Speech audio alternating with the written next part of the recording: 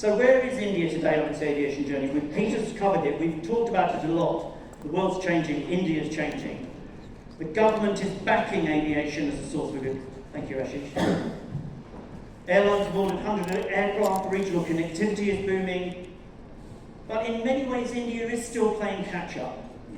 The airlines are subscale internationally. The MRO capabilities in this country are subscale. The country does not have an indigenous aircraft manufacturing industry for actual aircraft. It's got lots going on, but it's not there. The largest cities, capacity constrained for years, that's starting to change. You have a huge recruitment and talent challenge in this country. So I think the question we're going to try and discuss at the leaders' debate is, can we meet this demand? Is it fast enough? What do we need to do to go further? So just to get our voices in the room, I'm going to ask you one question. I'm going to start with Dr. Kidwai, just comment. Good. We're going to do sort of like a scoring system. So how are we doing? Comment on the status of India's progress so far. No big speeches yet, but just how do we mark our card? Good, average, could do better. India. I would say good, at the same time could do better. Really? Okay. We're going to come to that. Salil? I'm not going to disagree with the DG, absolutely. Oh my God. I will come give you a Chinese, one of those Chinese. So, go on. Is that it? Let me just make the comment. For so much of my career, I've always, as a proud Indian American, being here in India and then growing up in the US, have always asked when India's moment would come, okay? When India's aviation market will achieve what we all know it can in terms of potential. And I was always told the day will come someday. I've been saying for the last 2 years now that someday is today. Someday has very much arrived in India, and that's why all of us are on stage with such excitement. Okay, thank you. Now this is what we wanted. Ashish, what's good? Below average, could do better. Below average. Below average. Just quickly, why? Which bit is below average in your? Which? The size of the opportunity what India offers versus where we stand. So 2005, very quickly, Captain Gopinath made a statement of a 1 rupee ticket for the end traveler, and 20 years later we haven't met the dream. So we still have to do a lot. Okay, fantastic. Campbell. I'm still shocked at the 1 rupee ticket. But I think a good start. I think the ingredients are in place, the policies in place, the investment is coming. But you look at the size of the remaining opportunity to tackle. The propensity to travel in India that year is 1/5 that of China. And so I think when you look at how far the domestic aviation market has come, it's come a long way. But compared to where it has left to go, it's really only taking 30-40% of this opportunity. So could do better, but doing better. Toby. So from a manufacturing, innovation, design perspective, engineering perspective, there's massive opportunity and we're doing great on that curve. Everyone in India. We're at the beginning of a massive curve. Doing great. Great, okay. No, okay, that's fantastic. Jürgen, you're coming in new to India. What's your outsiders at the moment? In a year you'll be dressed like Peter and Campbell, you'll be with Sunil, you'll be Indianified, maybe I will as well if I'm doing this next year, but what's your observation? I'm not sure if I fully count as an outsider, as I was supporting the manufacturing growth the last 5 years, and what I can say, the growth trajectory is not even good, it's excellent. So really incredible. The place where we are now, yes, could be higher, but with the growth trajectory, with the elements we have in place, I'm really excited to be here. Okay, thank you, fantastic. Barrett, you've got the last word just on this little section. I do. Good, average, could do better. A bit like being at school, isn't it? Let me concentrate on the MR aspect, which is what we do. I must admit that we could do a lot more. But to temper that, could do a lot more, I must officially congratulate the Ministry of Civil Aviation. We received a gift last night of the new proposed changes of policy, which really sets the cat amongst the pigeons. Massive effort by every department, DGCA, DCAS, MOCA, AI, to make all the historical archaic rules go away permanently. Something we've been working with the government for a long time. So given the MRO scale, which is still extremely small, I see a massive growth happening from here on. And when I say massive, I'm saying some organizations could hit triple-digit growth rates within a year or two. Of course, the challenge of infrastructure needs to be met. We need more brick and mortar. But it's also the reason why perhaps Air India, Indigo are investing in MRO. So MRO, I see a big growth curve. It'll be specific to organizational strength, because these regulations also need you to be a lot more competitive on a global scale. But I think we're up to it. So it looks like we're breaking news here.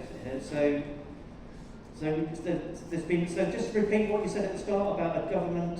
So policies that impact MRO, which we have been pursuing and working. They've been officially published this last night. We received a letter, so these are being cleared up by the Ministry of Civil Aviation. So yes, it's a big ticket. You're nodding. Tell me what your thought is. So look, I think MRO, there's a whole panel on MRO tomorrow, Yes. so I don't want to steal its thunder. But MRO policy advocacy has been a focus not just for the MROs. It's been a focus for Boeing and Airbus as well, because we need MRO to be liberalized and to grow in India so that our customers can be successful. This is what Peter was talking about bringing some of this work back into India. Fez, what do you want to comment about this? I mean, it sounds really good. So I took this charge about 9 months back, and the first thing which I told my team was that we are at the cusp of a huge growth. And unfortunately, we have the same set of people to work with. So either we cut down on the regulation and all that and make things easy, or we have to do double or 3 times the work than what we are doing. And fortunately, we are working as a team. I will tell you, we have more than 200 civil aviation regulations, and in the course of 6 months, I think we've revised almost 100 plus. And that we have done with the industry, not as DGC alone. On each of these, we've discussed with the industry where are the bottlenecks, what we can do to help you. And we are doing all that. And this is also accompanied with a lot of automation. So and you see, from 400 airplanes to close to 900 now, going to 3,000. These are things which need a lot more work and almost twice the number of airports, and you're still number 3 in the world, but then as Peter said, our per capita travel is one of the lowest. So even if that becomes double or 0.5 to 1, which means everything is doubled. So you look at where we are going, and I think with the right policies, we are on the right track. I see quite a lot of nodding going on, which makes me quite pleased. Who's nodding away? Peter or Carol? What do you want? Respond, please. I think that the numbers which were mentioned, they require a lot to be done. I think most important is that the mindset is very much aviation as a force for good. And you were earlier making some comparison to other parts of the world. I think the Indian government is truly embracing aviation as part of the economic and social progress of the nation itself. And if you embrace that, then whether 100 regulations are changed today or 110 or 90 becomes less relevant. Direction is, I think, most important. At least in the 3 years I'm here, I've witnessed quite a few regulations which were of a certain size, and they're of a different size today, a smaller size. And clearly we still have discussions about we should change this, we should change that. And that's normal, and that will continue to have. But the mindset is, if all the planes which are ordered for the country need to operate here, we need to start doing things differently. So my answer to your first thought was, it's taking off, but as it's taking off, Indian aviation will still need to do work on the people side, on the regulatory side, on the infrastructure side, And I think most important, and I think this is just a great example on the MRO, is that all these things are being implemented now, allowing us to move forward and allowing us to do aviation what it's best, serving as a force for good for the country. Campbell, do you want to add to Well, I fully agree. One of the things I've observed over the 3 years is progression toward an outcome orientation. And I think that's across government, particularly in the DGC and the ministry, that it's no longer a continuation of the way things have done in the past because that's the way we've done or the way we've done them here. It is policy making with a view to a specific outcome. And perhaps it's being a little bit forced by the sheer number of aircraft that are coming, the sheer scale of the opportunity, but it's very welcome and we can see the progress happening. I think the other element that we now need to progress to is that because of this supportive policy, because of this acknowledgement and indeed enthusiasm for the catalytic role that aviation plays in social and economic development, we've seen massive improvement in the airport infrastructure and the number of airports. We've seen privatisation and consolidation of the aviation industry, and as a consequence, massive investment in fleet. We still need to see some improvement in the airspace. There are projects happening, but that's going to be potentially a constraining factor. But overall, needs to be coordination. The secret ingredient in places in the Gulf, in Southeast Asia, in the big hubs in Europe, is bringing all of these parts together in a harmonious way, including policy and regulation. And I think that's probably the next phase of India's evolution to fully maximise its potential, is bringing all these parts, which are individually progressing very well, but bringing them together into the symphony that actually is a vibrant, growing, customer-orientated and commercially successful aviation ecosystem. You put that really well, Campbell. But what does government need to do to make that symphony work in tune, work together, or what? The ecosystem can only move as fast as its slowest part. Right. And if the constraint is airports, terminals, if the constraint is aircraft or MRO or training or customer facilitation, it's going to be held back and be inefficient. So individually we can't solve this problem. Collectively it must be solved, and really the only party that is capable of doing it collectively is our government, the regulator, the ministry. So we've heard about the initiatives that you've been discussing, that we've talked about. Is government really committed to this? I know it's committed to it, that's not the right question. Is it going to do it in the time scale that you need in your businesses to succeed? You see, governments work in a very, I would say, classic fashion. There's a time for everything. And I think this is the time for aviation.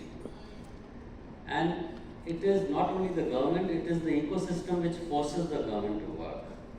And with the economy growing, you see, for example, we saw a bottleneck with the MRO sector, because we need more maintenance, more repairs, more such activities within the country, because we see that the turnaround times are affected and things like that are affected.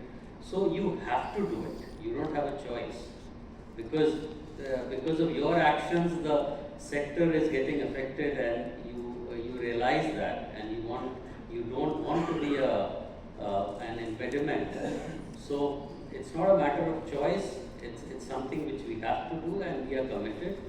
And thankfully, there is support all along. That's a big thing. Support within government? Within government, up to the highest levels, yeah. Barrett, do you want to comment? I want to qualify what my DG has said. It's the first time I have experienced, and for many people who know me here, I've been an MRO warrior for a long time. And what we have actually achieved in these last 3 months, we've been working on for 10 years. It was a simple note that came to us 3 months and you guys an inherent part of that team.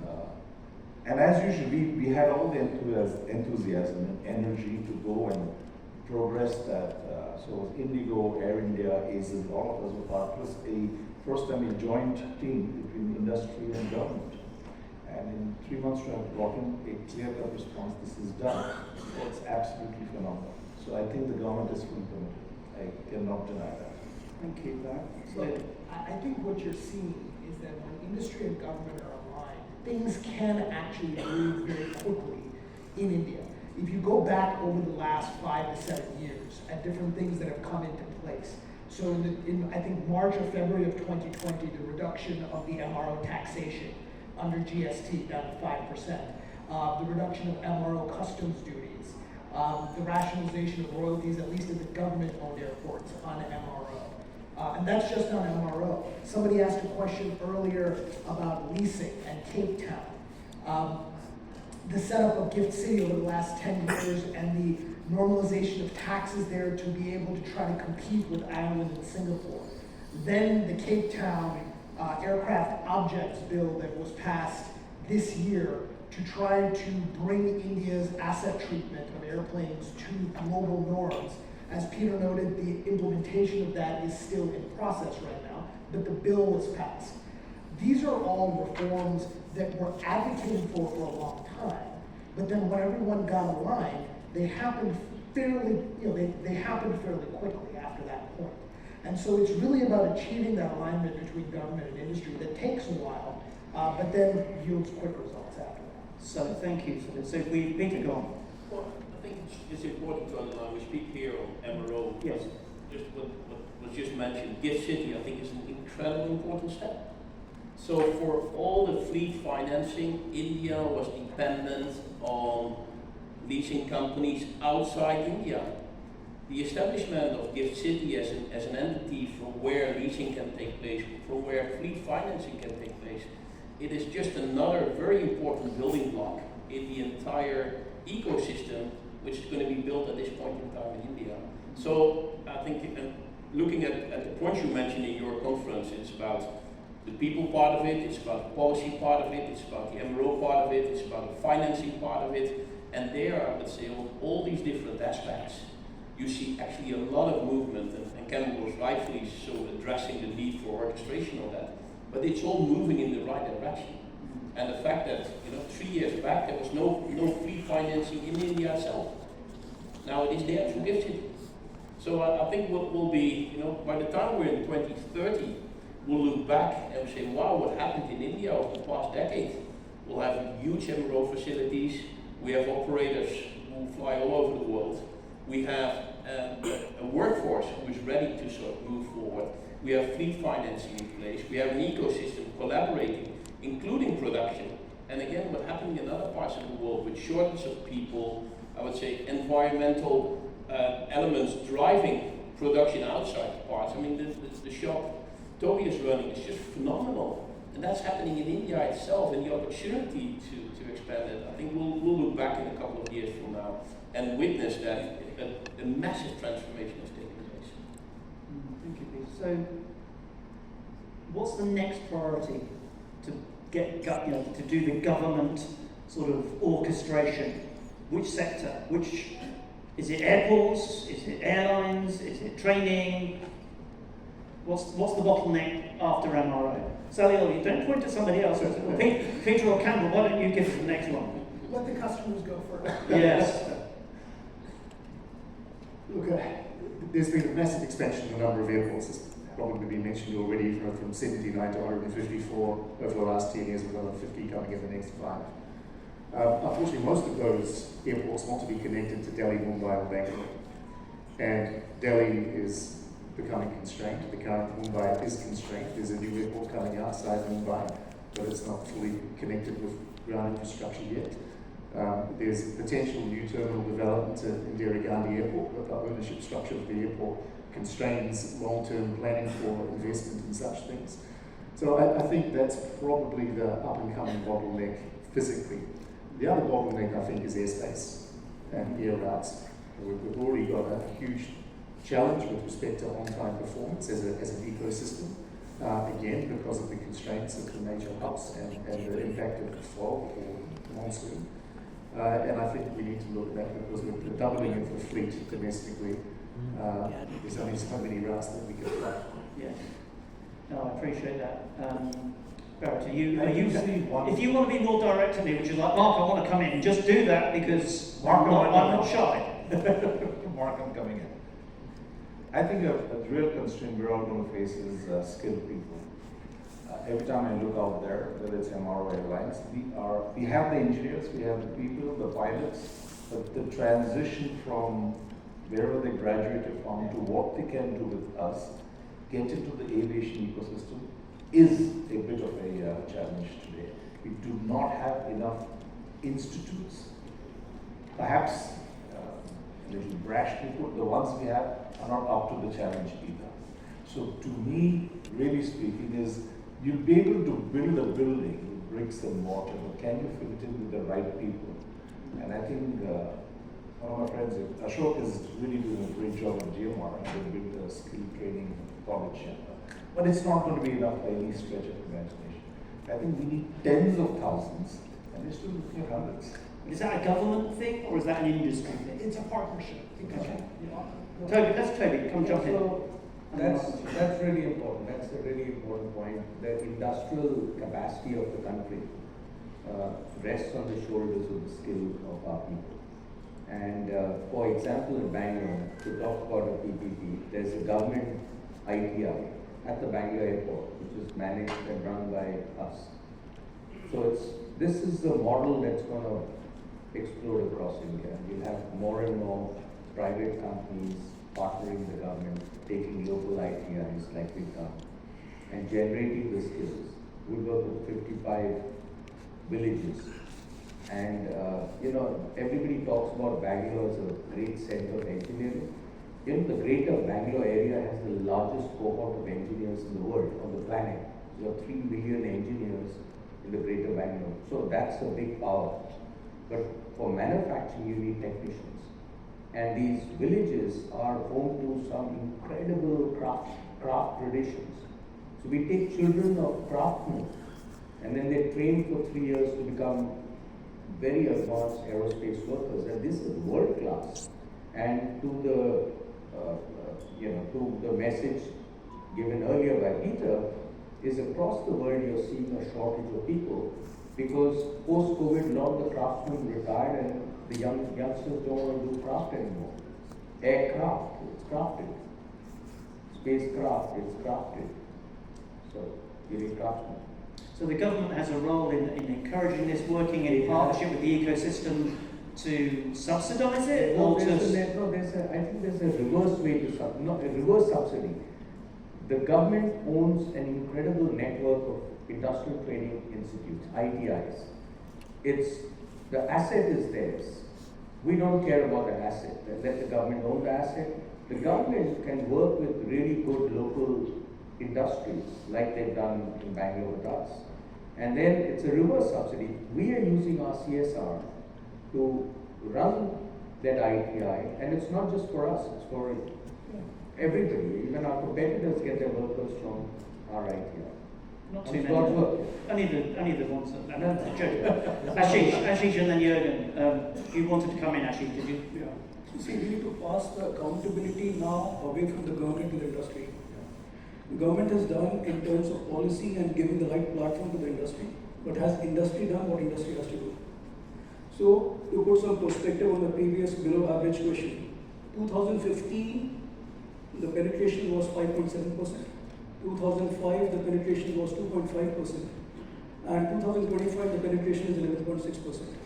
So, we see the numbers go double, 2x growth in the last 10 years. But on a CAGR basis, 7.7%. GDP growth in India, anyway 7 to 8%.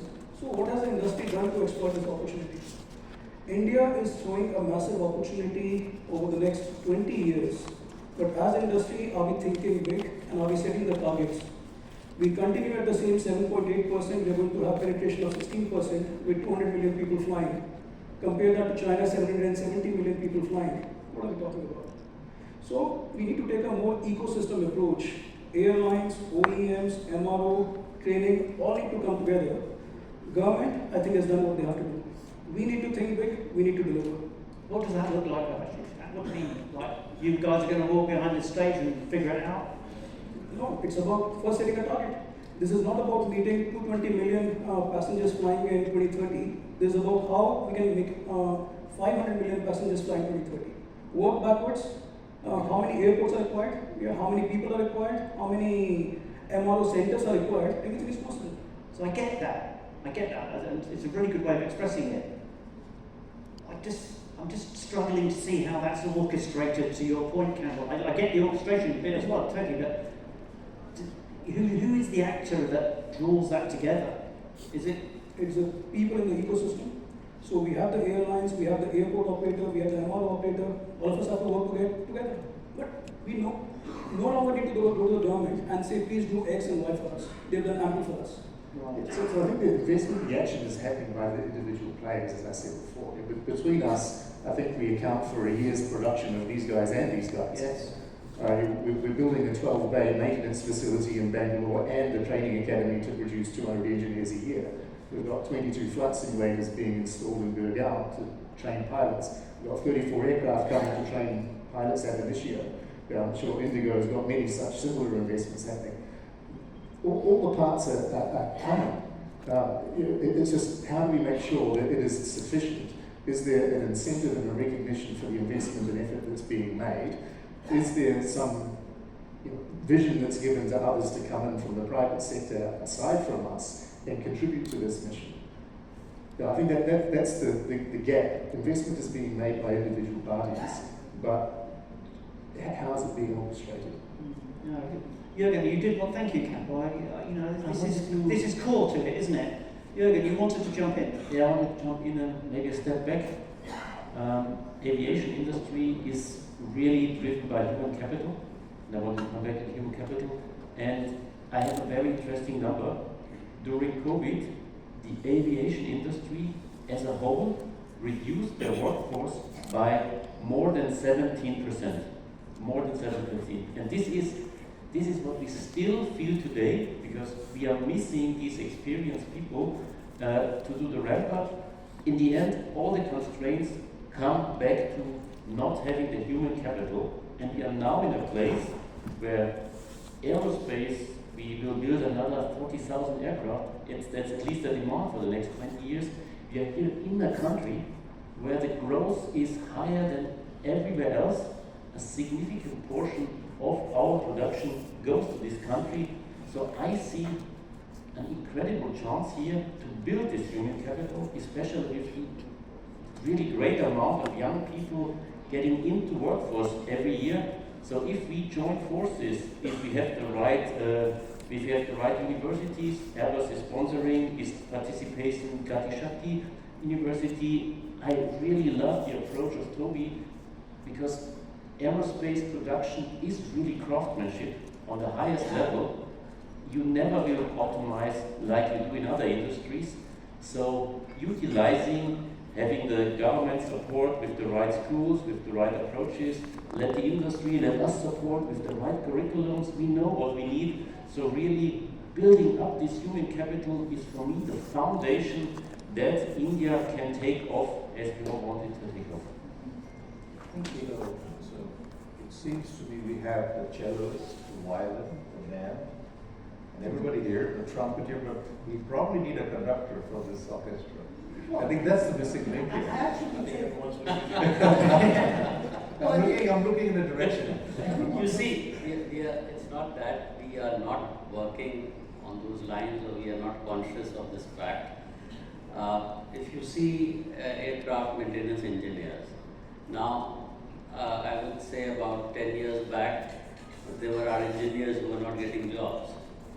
But today, out of those 54 AME schools, we fall short, they are all recruited. Quality definitely is something which we need to work more on. And now with the likes of GMR and other such industry partners coming in, it will improve the quality. If you talk of pilot training with the likes of Air India and Indigo and such companies getting into pilot training on their own and establishing one of the biggest schools in this part of the world, it will definitely ramp up quality amongst others. What we need to look at exactly is where are the gaps, and whether we are training our people to fill in those gaps, because in this space technology is something which is constantly changing and improving, and maybe we today are not doing all of that, we are doing a part of that, and how do we ensure that 10 years down the line, when we are doing much more, do we have the human resources to complement that, those areas? So that is something again which we need to work on, which as a government we need to identify and facilitate. Ultimately, it will come from the private sector, and we have to look at models like the one which Toby was mentioning. These are kind of models which the government has been working with, and I'm sure these will give us the solutions. No, thank you, and we really appreciate you coming to bring that viewpoint. Thank you, I'm sure everybody does here. Let's just talk a little bit about Ashish here, because MRO is a business where your business, your company, Adani, has put its money where its mouth is. The airlines are too, but we're just going to ask you first, is that you've made some big moves. I'm going to come on to what they might mean and ask Peter and Campbell something, but just tell us, from Adani's point of view, you've explained the opportunity there in a sense, but with the Airworks acquisition with Indamar, you're really putting your money where your mouth is. Why? I'll tell you. A couple of years back when we started to look into the sector, sustainability from a long term was one of the key criteria, not only in aerospace but also in defense. When we saw deeper what's happening in the industry, there's not an industry, with due respect. Between Airworks, Indamar, some of the other subscale players, it's still a workshop. So when we're talking about growing the Indian aviation industry, it has to migrate from a workshop to actually an industry. And when we talk about 1.5 billion people who are going to potentially fly over the next 15 years, one of the most important elements is how do we provide in-house or within India MRO for a faster turnaround to our customers, whether it's Indigo or Air India or the people. Yeah. And if you break down the whole MRO bucket, what India is doing is predominantly structure, which is 30%. The big chunk, whether it's of engine or components, still going outside the country. So when we talk about the whole dream of Atmanirbhar Bharat, this is more than the Indian aviation industry. But to build an indigenous ecosystem, 70% is getting outsourced.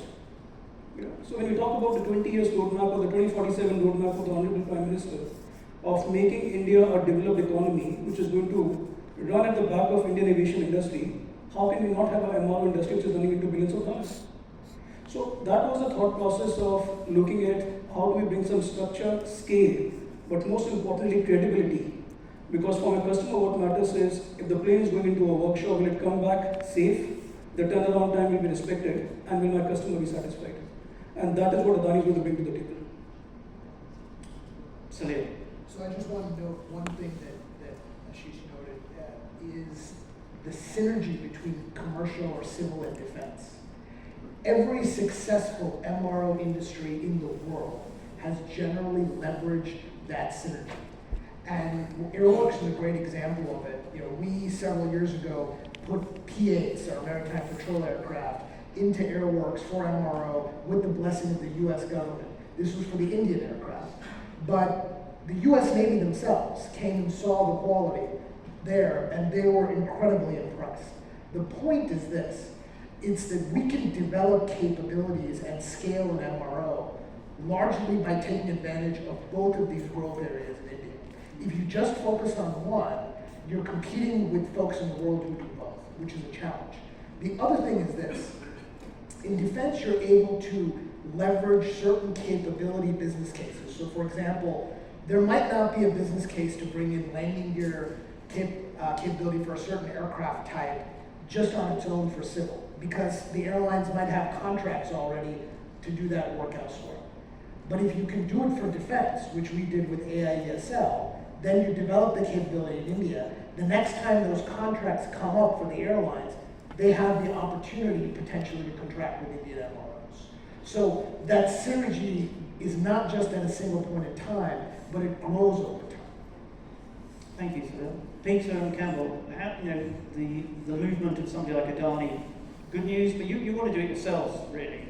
Or do you want to do it in partnership, mixture? Is it good news? I think it's good news because the sheer capacity which is needed and the sheer ecosystem has to be built, then what part we're doing exactly ourselves and what part is done by Adani's or others, or even in joint venture type of configuration, that will all play out going forward. And I think that combination of partnership and competition at the same time is not unique for India. There's other parts of the world where there's airlines having their own MRO facilities, having a both partnership and competitive relationship with some of the OEM providers. That's the nature of the industry we're in.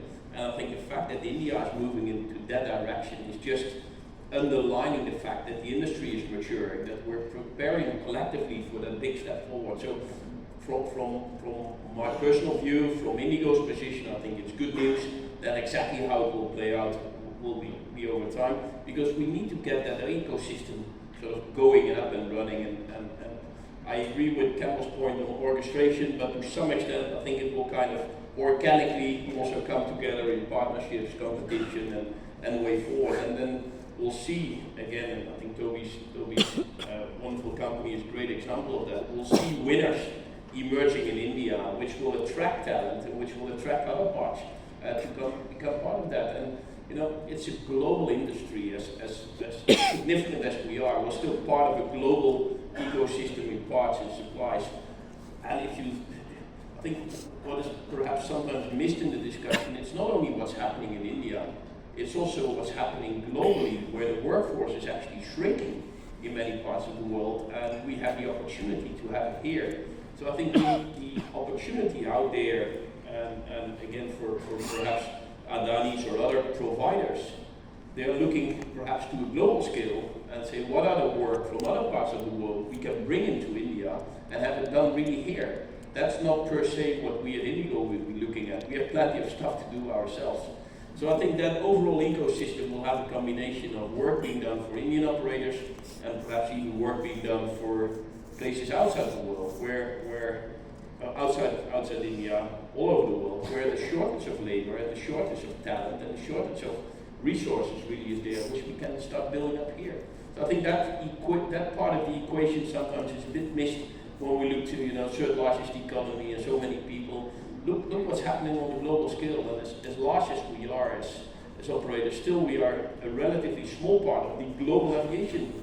And again, there's a lot of parts of Asia which are aging so fast, and where labor shortage is going to be the big issue in the next decade, where the opportunity for India is massive. And then we come back to discussions with government. How do we easily bring in parts? How do we easily bring in planes? How do we have GST sort of matching tool that equation? I think that is the opportunity, which is next to whatever Campbell, myself, and others are doing. That's a huge opportunity, I would say, for the ecosystem. Thank you, Peter. Toby, you're nodding at me, but I think you're just nodding in agreement, right? Okay, fine. But Ashish, so Peter's very eloquently, Campbell's echoed it as well. Adani moving into this market ground. I'm sure part of your business case is international third-party work. Okay, great. But I just want to make one more comment. Please. We have been talking about shortage of labor, shortage of people. What we are not looking at the flip side, we haven't done ample digitization and automation in this industry in India. So when we're talking about MRO and with the OEMs and the airlines sitting here, we don't need like an army of people to tell us what's going to fail. This is data analytics, and this is having a data lake where the data is coming and the analysis is happening. So we have to move away from a workshop mindset that once a plane lands into my workshop, let me correct it, to a more predictive and a proactive model. And I don't need 2,000 people. I need 20 good data analysts who can actually make this happen and provide a better customer service to Air India or Indigo or to SpiceJet in the future. So the country is still looking at running the same business model, what we have been doing for the last 25 years, rather than saying everyone is talking generative AI, everyone is talking artificial intelligence. We are not imbibing anything. Where is a digital backbone for Indian aviation industry? No, that's a great point. Great point. I'm going to ask you just one question, Ashish, before we move on to the next section. The next section is, so Adani's into airports, you're into MRO, you're into manufacturing, profit, airline business. Oh. Well, apart from Indigo, of course. And everybody will follow. Campbell will be there. What about the airline business for Adani? Come on, you're massive. You've got money pouring out of their places. Get stuck into the airline business, my friend. India wants you. We call ourselves the technology infrastructure company, and we want to leave the airline business to the experts who are doing it very well. We can only be the enablers to them, and we want to be the enablers to them in the future. No, there's just one catch. If you're an airport operator, you can't run an airline. Well, that's banned. Yes, Oh. that's the regulation. You'll have to sell those useless airports. Get the airline business, actually. We made the interest. They're ready. Thank you. I kind of knew that, but I've forgotten it because I'm getting so excited. So actually, we can't expect you to be doing an airline soon. Okay, let's move on from that. That's fun. Let's talk about Made in India. I put a question out which you all know about, which was, will we ever see a Made in India commercial airliner? I don't just mean sort of bolting it together and taking it off the design board from Boeing or from Airbus. And I'm just going to ask Jürgen initially, just because you bought more stuff. How much in your 5 years did you buy for Airbus in value? Every year about 50 billion. 50 billion. So 250 billion. Has anybody in this room ever spent 250 billion over 5 years? There's some rich people in this room. That's pretty good. It's like what? Maybe with your aircraft purchases, maybe. That's kind of, yeah, okay. So, Jürgen, you've got a great view of India. You've been working in this market for a long time yourself, personally. The Airbus board came here a couple of weeks ago, which there's some really interesting signals. These are very obvious signals, I guess. But just tell us, from your perspective, and you've come here to India to run this Indian operation, which is, by the way, lining you up for great commercial opportunities in the future. Remy knows that. So, but just this is a place to be. It's a cool place to be. Campbell's here, Peter's here, everybody's here. Just give us your thoughts on what this means. What does Airbus think about India, and what does this signal to us? You come in, the board come in. So where do I start? First of all, I'm really excited to be here because for me we are kind of an inflection point. As I said, the trajectory is great. If we follow up, sky is the limit. And being here for 4 weeks, I had the opportunity to host the full Airbus board. It was for them the first time to go to India as a board. And I think I'm allowed to cite my chairman, René Obermann, which he just recently repeated. He was blown away. It is the professionalism. We visited the shop of Toby. It was the humble leadership while being very integrative, doing sustainable technology. It is what I experienced myself in the last 5 years. Very good at build to print, but we already have diamonds where they are not just copying our parts.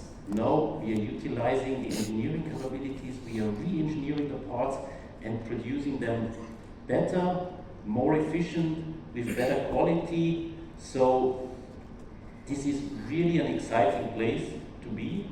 And what we at Airbus want to do, we want to really develop an aerospace ecosystem. And this starts for us clearly in manufacturing, where to step aside, where this is really already a powerhouse in manufacturing. During COVID, as chief procurement officers, we all were struggling with the ramp up, and I can tell you, without the Indian supply chain supporting us, and members are here on the panel, the ramp up would have not happened as it happened. The next step is already assembly. This is something what we are supporting, and right now we have, next example, which was not here 5 years ago, we are assembling complex parts like 8 to 20 doors here in India. Then we also want to support maintenance, and there was already a good discussion on this. I will not elaborate more on this one. Another thing is engineering. We are growing our engineering footprint. I nearly had said like crazy. We are hiring up to 20% more people every year in the engineering area because we have the opportunity to get great people, and this is also our contribution to create this human capital which aerospace is needed, but there's a limit what we can do. We want to support leasing, and so really our target is to build this comprehensive aerospace ecosystem and to support also our customers in the next step of growth. So just to sum up, I'm really excited to be here. There are many opportunities, and to come back to one, I said it's the final assembly line, right? We are already doing this. It is already decided, and we are on a great trajectory to doing this. We are building a C295 final assembly line. We are also building a final assembly line for H125 helicopter, the most successful helicopter in the world. And this final assembly line is, you could say, a testament to what we believe India is capable of. We decided this while the Indian market for helicopters is very small. We decided this to invest, to do this, while we had no contract, while we had nobody saying, I want to buy these helicopters, but we said we believe in the growth of India, and we will inaugurate this final assembly line next year in March. I hope we will have great attendance there. So this is what we are already doing, and this is a step by step to really develop this ecosystem with this final assembly line, with more engineering capacities, with building up the production ecosystem. And if I look at Salil, we already talked on another panel about this, and it needs to start from the raw materials.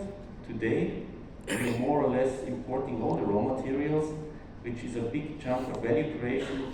So first step is bringing in the raw materials, and there I look at the DGCA, the government. If you want to support this today, the aerospace industry is a long-term industry. So it's you need to have a lot of start-up investment to get the things going. And we have in India this production link incentive. Why not extend this one to the aerospace industry? This is the growing industry, so this would enable us unlock all these things. This could even support the creation of raw materials. So to sum it up, I see opportunities in all areas. I'm really excited to be here and fire away. Yeah, I'm just going to give just to give our pen because you can write that bit down. So he's giving you a bullet point. Action point. Action point. No, he knows that one. Sorry, Salil. As we've advocated on this point a fair bit. So, from the Boeing standpoint, we've had a lot of firsts over the last, 5 years. We're the first to get to 10,000 crores of sourcing, of any foreign OEM in India, to have a joint venture that's doing fuselages here that we do with the Tatas. First to do full-scale determined assembly that we do with a number of suppliers. Toby, of course, has the capability as well. But what I will say is all of this capability builds on top of one another. So, it's fantastic some of the things that Jürgen has noted that Airbus is doing, because they're doing a lot of that with our suppliers. And we're doing a lot of the work we're doing with suppliers that they've developed. And that's terrific. And both of us are working with Lockheed suppliers. And this is all fantastic because it builds the capability in the right direction for India overall and allows us to start thinking about what is next. And I was going to raise the concept potentially if we want to talk about something like regional transport aircraft. Because as we move from simple assemblies to complex assemblies to working with composite materials to FSDA or advanced manufacturing techniques and final assembly, all of this is building in a stepwise fashion to India designing its own aircraft, certifying its own aircraft, building its own aircraft, and maintaining its own aircraft. One of the things that the government has floated is this regional transport aircraft that they will need Indian industry and US industry and French industry and German industry to work together on to try to bring forward. And I wanted to go to actually Toby on this because he's been instrumental in those discussions. So He's putting you on the spot, Toby. You've got answers, I know. Look, Peter talked about this earlier. He talked about 42 or 46 ATRs that they have. There is the long-range, wide-body international routes. There are all these big, single-aisle routes. But then there are these incredible little towns filled with businessmen and amazing tourist destinations, literally in forests. And what's amazing in India is, during World War II, the Brits built 500 strips all over India that aren't used, but they're there. And if we had that right kind of third-tier aircraft, you could open up India in a way that we haven't even imagined. That last mile. Because you could get to where the tigers are, you could get to where Buddha was born, you could get to amazing sites, you could get 2-3 million tourists every month that we don't dream of from the rest of the world. So there has to be a holistic view, and a small regional transport aircraft will become the critical piece of that puzzle. Of course, you've got to have resorts and everything else, but it will be a massive employment and tax generator of this country. You going to do it? No, I'm talking in presence of airlines, government, and an audience. Yeah, so that is, as a concept that has been there.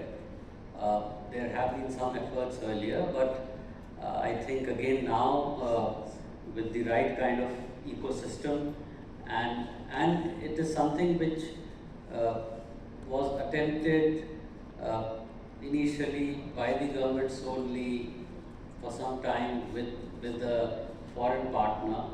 But now I think with the private sector and the government getting into this, and the opportunity is there, because you see the Udan scheme which is connecting the hinterland with the mainland, is a scheme which needs these kind of aircrafts. And today, if we need around, I would say at least 200 of these kind of aircrafts to effectively implement the scheme. And if we have that kind of numbers, I'm sure with the right kind of policies, getting all the actors in the ecosystem together, it should not be something which we can't do. I'm sure we can. We can. Yeah. I'm sure it's technically possible. I'm just wondering, from an airline point of view, is this a business case? Do you want to do this kind of stuff?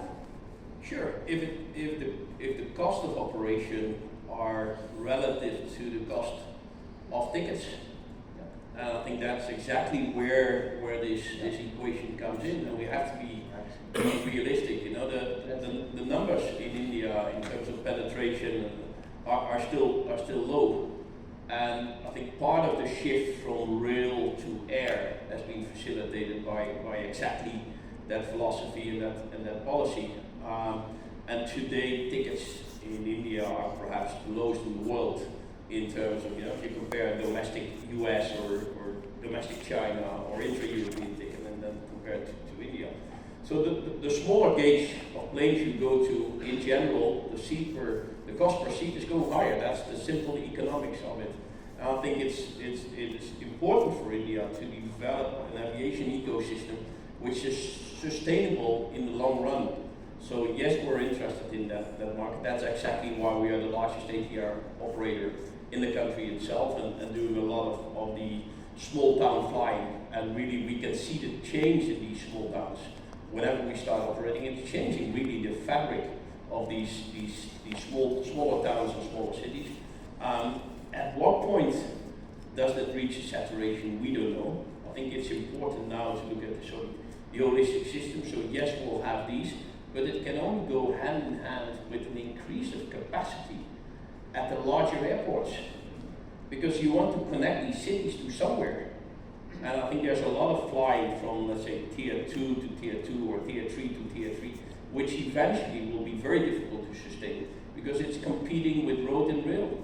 And with all the investments the government is rightfully so making in roads and rail, you'll find tier 3 to tier 3, it's very difficult to maintain that.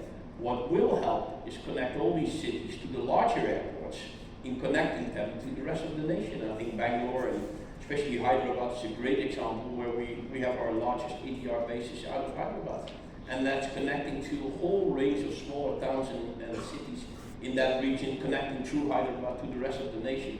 So, but that will require, and I think Campbell was mentioning that earlier, that will require capacity in Delhi and Mumbai and Bangalore and Hyderabad to connect to all these cities. So I think the answer is perhaps a bit more nuanced than, hey, there's an opportunity out there. The opportunity should be connected to the larger airports or the larger regional hubs for that matter, rather than connecting tier 3 to tier 3 cities, which now again, with all the investments being made, I think Jaipur is a great example. We fly from Delhi to Jaipur, but the real traffic on board is people connecting over Delhi to Jaipur. There's not many people anymore taking a plane from Delhi to Jaipur because it's like a 3-hour drive and you're on a good day and you're there. So that will start to develop into a connecting ecosystem, again, very much like other parts of the world. So I'm a big believer in it, but it comes back to an earlier point. It should connect to a holistic view on how we build up capacity in the air and in the ground to connect to that. Thank you. The first point that Peter made about the cost of operation. Small aircraft, relatively short flights, high unit cost. And can we recover enough revenue to cover that cost? I think that challenge is why it's such a subscale part of the market at the moment. Theoretically and intuitively, it is a massive opportunity. Strategically, it is something that is really quite compelling. Socially and from developmentally, from an economic perspective, it is something that I think should be really encouraged. But there's a reason why 47 aircraft, there's a reason why no such aircraft. It's not for a lack of interest and lack of enthusiasm, it's just the business case doesn't really quite stack up yet. Yes, that's the key actually, the business case. And I mean, just this weekend I flew to Dharamshala from Bangalore, and my Delhi Dharamshala sector was more expensive than my Bangalore Delhi sector, which means it's profitable on an ATR. And so what created that profitability was the demand. People flying to Dharamshala. Like I said, there's this incredible Indian entire network of cities and towns and villages connected to the Buddha circuit, which would draw in 2 million tourists from Asia every month if we had an ecosystem. But you'd need to serve it, and you'd have demand, which is not the domestic demand, but it'd be a destination. People flying into India to see tigers or to go to the birthplace of Buddha or to go and see some forts that, it's like being in Egypt. I mean, we get more tourists in Egypt than in India. It's a small country. So the critical last mile is that small little aircraft that we need to think about. But there has to be a bigger holistic thing. Bigger picture. Again, Jürgen, did you want to make a comment? Yes, and I personally think that this would be a great opportunity for India to have this ATR. And like what you said, Campbell, the question is, can we bring all the ingredients which we have here in India to make this ecosystem from production, operating, that it is a business case, that this really is supporting the country. I'm positive what I see, that it can be done, but I'm just going to elevate, Ashish, go on please. You see, we are doing defense manufacturing now for the last 8 to 9 years. Just ticking the box and saying we are putting up a final assembly line neither adds value to the country nor employment. So we need to be very careful what we're trying to do. Are we just making ourselves happy and comfortable? We have a fan line, so we have done a great deal in terms of indigenization. It's 5% of the total value of the platform. Then RTA is definitely a good opportunity in terms of connecting through Udan scheme, the 200 and 300, but we are still thinking incrementally. The model has to become completely decentralized, and you fast forward 10 years. How can I fly from the parking lot of JW Marriott all the way to Central Delhi? So VTOL's coming. This is not about just an 80-seater, this is about the 8-seater or the 6-seater, where the engineering talent of India gets utilized, where we are actually able to see we are doing Make in India rather than just a FAL line based on foreign technology. So we need to be very careful that are we just satisfying ourselves and walking away saying a big tick but it's 5% value, or we're really building an ecosystem from a long-term perspective. Yes, thank you, Ashish. Great observation. Of course, it's spot on. This is a great comment because you're fully right. The file is really nice to look at, but it is just very small value creation. The potential lies in the ecosystem. What I said, starting raw materials, manufacturing, assembling, really having this here, where subsystems, maybe even electronics, where we are not yet there, where we could probably be in India. So this is the first step to build, and at some point, then maybe a file could be a logical step, but it's. So I'm going to put my question about will there ever be an assembly line for a 737 MAX or an A320 in India? I'm going to put that on the shelf because we've got to walk before we can run. Am I right? So I can say the following: we are not capacity constrained with our files. There we have enough. The capacity constraint is somewhere else. It's somewhere else, and the capacity constraint is somewhere else where India can really help us. And this is what we are developing, and this is really creating value. And I would not focusing on 5% where we anyhow have capacity constraint. So we need to do the right thing, and this is what we're doing. You're giving a bit of a thumbs up. Absolutely. I know you would do that. No, the real value is in the whole ecosystem. I would say present tense. On the other 95%, India is supporting, and its performance has been very strong. Gentlemen, and by the way, diversity, sorry about the diversity, gentlemen, but this is, we'll work on that for next year, okay? I mean, they're all beautiful. Are they? No, they're not diverse, are they? But let's just do a final go around the houses before we stop, because we've got a hard stop, and I really appreciate all of your time. What have you, in a little sign back, please, what have you taken away from this discussion that you might not have heard before? You do this a lot. You talk together, you've got your teams. Just give me something you've taken away from this discussion. You might not agree. Who wants to start? I think I'll have the last word of that. You want the last word? Oh, smart. Barrett. All right. So the first thing I'm going to take away is it's been a while, and I want to thank Mr. Kilwell that we've had a DGC on any discussions ever. So thank you. MRO Association has been doing this for years. We've had sometimes some junior officers from MOCA, but never RDG.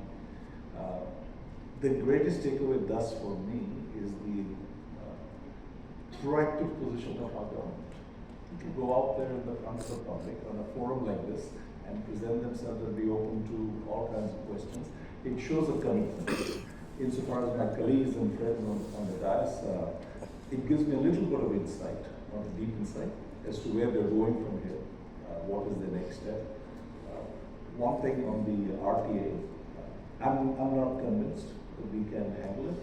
I think, as a person who lives in Mumbai, it used to take us 5 hours to get to Pune. It takes 2 hours on the expressway. And this will increase. I think India will develop a road and rail network which might not be the necessary item for that last mile connectivity to be on air. But I go with Ashish on the eVTOL. I'm not convinced about the 1920-seater plane being built by us now. I think the eVTOL makes sense, and that was the big take. That was great. A tiny bit too long for a soundbite. Just saying. Anybody who wants to go next? Not something I was not. Well, let me put it this way. There is something. If you look at this panel, this represents really aviation in India, And what I was not knowing before, but what I was hoping is we are really super aligned, and especially we also have in the DGCA here, how we want to grow, how we want to progress, how we want to develop the Indian aerospace. So this is something I'm really happy to fully be convinced now. Alignment. Yes, the alignment. So, Just a reminder, usually when we do these panels, it's the MROs talking to one another, the aerospace OEMs talking to one another. Rarely, Mark, do we have somebody pull customers and OEMs and MRO on the same panel. And the value of that is a reminder for me, which is that in a way we are all here to serve Campbell's customer, to serve Peter's customer. That's the passengers. We're all here to build an Indian aviation ecosystem that enables every single Indian to fly. And I think that's what the importance of these types of discussions brings. thank you. My observation, I've been coming to these things for 50 years in India.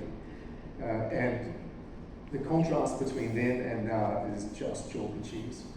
And I don't know what the audience think, but certainly my takeaway from this discussion is that now you've got clear focus, you've got a lot of investment, you've got optimism in the future, you've got action happening, you've got coordination improving, you've got regulation improving, you've got government supporting with an outcome orientation. The constituent that's missing from this discussion is the airports, but I know that if the airports were present here, they would be similarly aligned. It really is an indication of where Indian aviation is in terms of its development, its optimism, its aspiration. And so I think it's really exciting. Peter? Yeah, well, I guess just echoing what Campbell said, a great display of shared vision and direction. I guess for you and perhaps some of the others in the room, a bit disappointing in terms of all that alignment. I guess you just want to have a headline, one is contradicting the other, something like that. So I'm sorry for the friends in the media, they were not having any fireworks on stage today, but a lot of alignment. But overall, I think it's very encouraging to see, all the different dimensions nicely coming together. And what was new for me, I didn't know about this new MRO regulation, which was announced actually last night. So that's, to your point, what is new, that's new for me, and I think that's great news. Thank you, Peter. Ashish? Yeah, see, the takeaway for me is the policymakers are thinking in a very progressive manner, and they've created a platform for growth for India and the aviation industry for the next many decades. The players on the dais are serious in terms of intent and building the country. The passion exists. I think the focus has to be on execution. Okay. So the vision is there, the direction is there, the focus is execute, execute, execute. Now we'll be there. Toby, execution. You're pretty good at that. No, I think everything's been said, but I mean, if we say the word now is the moment, it's the next decade is now, not like the second decade. And we've just got an incredible opportunity as a country, as an industry, and we just have a lot of hard work ahead. Great hard work. No, I think you're all very used to hard work, I'll just say. Thank you. You wanted the last word, right? Before you go, I think you will have the last word. No, But so I think we are on the right track in two things. One, creating the right ecosystem, which I think all the panelists have certified here. And second is with the right kind of mindset. It's both of them have to work together, and you can see the ecosystem is coming in place, the mindset is already there, and now it's for the industry to take it forward from there and to, as Ashish said, we have to have a much bolder vision, and the opportunity is there, and if the industry comes forward with that kind of a vision, we can do much more. As a regulator, I would say that my job is not only promoting this, but at the same time I'm a safety regulator. So my job also becomes much more challenging when I'm operating only 400 or 1,000 planes in the sky, 3,000 planes in the sky. And that is something which we have to ensure that's our bread and butter, I think, for the DCCA. Thank you. Thank our panel. I'm not going to have the last word. My last word is thank them very much for their time and their passion here. Thank you, everybody. Apart from Campbell, please go and make this ecosystem work, get this alignment going.